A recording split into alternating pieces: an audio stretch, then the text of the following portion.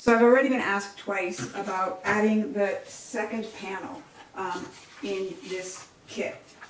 We did this one on camera, the pocket, and people want to just know how does this one get assembled and attached. And I'm going to show you that now, because I do have an extra piece already printed.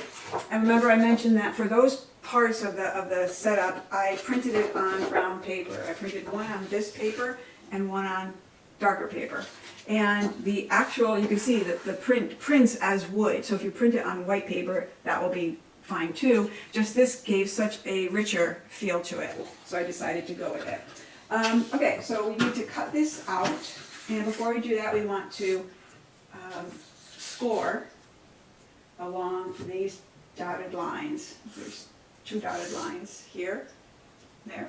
And we're going to line up our ruler and do my magic scoring, which is simply the back of the knife. Just gently run it down. I'm not cutting pressure, a little less than cutting pressure. And then on this one, same thing. We're going to score it. Forget which way. This one I'm going to wait on because when I put it together before I saw I might want to adjust this. This might be my original printout and that might not be the exact right spot. So that said, then we just need to cut it out. So just going to go along all of the edges and simply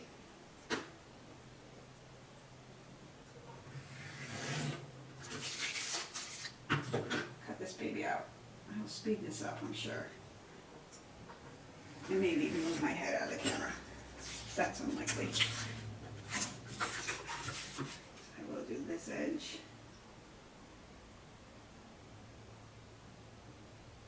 And you do want these reasonably straight because you're going to insert a design in it. And the design is straight. So now we can go with the original score here. And see. So the difference between the one I'm building now and the one I did on the original video is that this one that we're making is this translucent panel. So you can see it's simply decorative. And you can see straight through it. And it's not a pocket or anything, it's just a little window flap that I think I will probably attach things to, but I didn't do anything with that yet. So to do that, we want to cut out this square on both layers of paper. So it's easily done by folding it over, using a sharper knife than the one I had. And now we're just going to cut through. And actually, I'm going to hit this with a bone folder to try and make it as flat a fold as possible, so that when we cut, it should match up nicely when we assemble the piece with the vellum in between. Now I'm applying enough pressure to go through both, I hope, layers of this paper. So let's line that up. And again, I like straight. Something is supposed to be straight. I'm going to try and make it straight.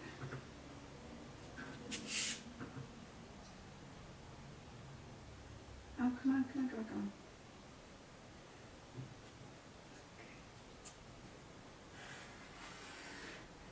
And when I'm cutting out a window like this, I tend to do it so that the window is showing to my right. That way I can see best where to start and stop. There we go. Okay, did it go through? Almost. Okay, a couple spots where it didn't. So this needs to take off, and this needs just some corner touch-up. Let's do that now. I will try and stay out of the picture.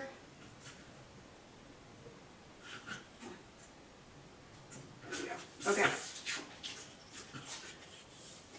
So there we have it. Very simple. Then we have, in this case, all I have is an actual vellum printed piece of art. And it's easily done on a white sheet, on a white piece of paper. So hold on one second, let me grab something so that you can really see the artwork a little clearer than what was on. Then you have that All right, so now it's just a matter of lining this up. You know what, before you even do that, I want you to get a piece of painter's tape ready, because that's how we're gonna keep it from moving. Great, and you can stick it on your jeans and de-stick it a little bit, because we don't need it too sticky. Okay, so, let's see, that looks pretty good and straight. All right, did I just move it? I did. Okay, this is the most challenging part of this whole setup. There, beautiful. So now, I'm just gonna stick this right there. Okay. So now, with that stuck like that, we're going to open it up, and we are going to put the tape on all four sides. And again, this tape we'll leave as the longest side, like we'll go edge to edge on this side and not let these come all the way to this edge, because that will make it easier to get this tape off when the time comes for us to close this. So you just want to make sure that you don't let these two sections of tape encroach that area. Life will get easier if you don't. It's a little longer than it needs to be.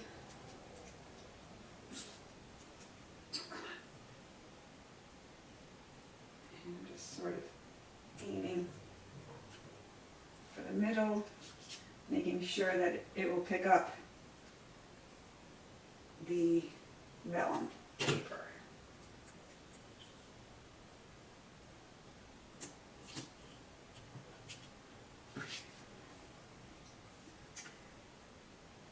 And I'm going to do this side just to be sure that it sticks okay. All right, so now simply a matter of removing the backing for these three sides only. You can leave this last one on because you're going to want a little time to adjust before you close everything up. So there we go, one. Come on. 2, 3. All right, now we have everything in place, and we're going to simply fold this back over, beginning at this edge, pressing it down, and then pressing on 3 sides. Now this side, since we did not remove this backing, we can still get this tape off.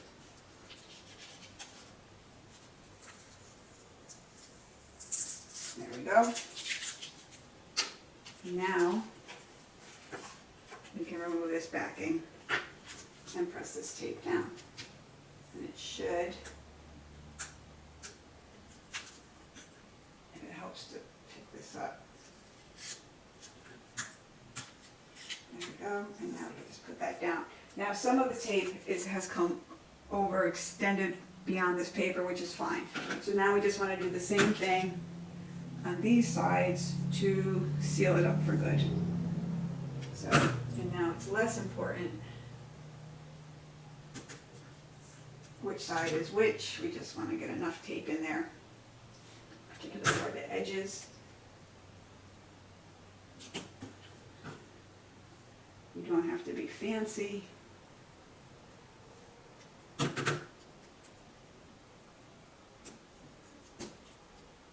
But we do want to be appropriately short with it. Like this one is going to come out over the edge. Let me just turn it off a little bit.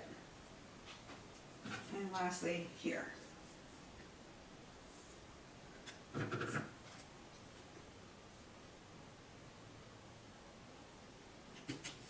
All right, easy enough.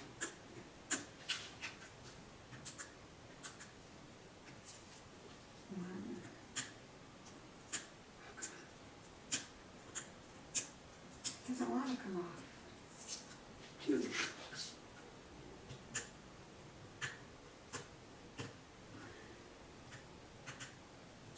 Well, let's try from this side. Oh, there's some tape over that one. There we go. This is why you should not cross your tape, but I did, so I just have to deal with it. There we go. Pull it out. Push this back in. And now we're going to do the same thing. Fold and press as we go. Done. All right. It's a beautiful thing. So we've made this panel. And I realized I did not miter this corner. I'm going to want to. Okay. And then this guy we want to put on. Let's show you how it's going to go. We're going to attach this to here. So now, because I already built this page, this is showing it's a little tight. So, let's see if I can turn this around. So because I already put this on, normally when I built it the first time, I had built this and this together and then added this, so this would have been under here. So we just want to make sure that we trim this enough, if necessary, to fit in there. And I think we are going to trim it a little bit. So let me do that now. I tend to do everything with the knife, not scissors. I'm just going to take a little bit off because it seems just a little wider than can be accommodated. If that's better. Yes, that would be great. So now I'm going to score this along this edge because that's going to help me fold this straight. So all I'm doing is putting the ruler up against the edge, using the back of the knife, pressing a little to give me a little bit more direction when I go to score this and fold it.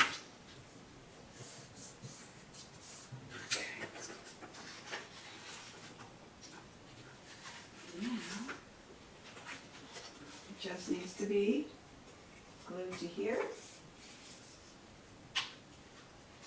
and in it goes. Let's do that. A little bit of glue. I say a little bit.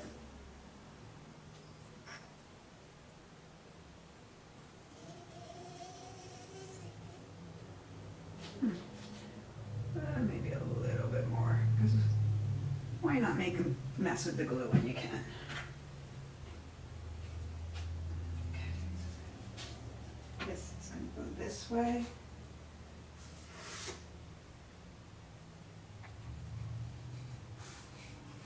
And again, like any fold out, you want to fold it before you commit with the glue so that it has enough room for the actual fold. And this, because it's a narrow flap, it's going to take a little encouragement. And it's going to spit out a lot of glue. Let's take that out. We're going to let this dry. Probably didn't need that extra band of glue. So we'll let that dry. Kind of wipe it off.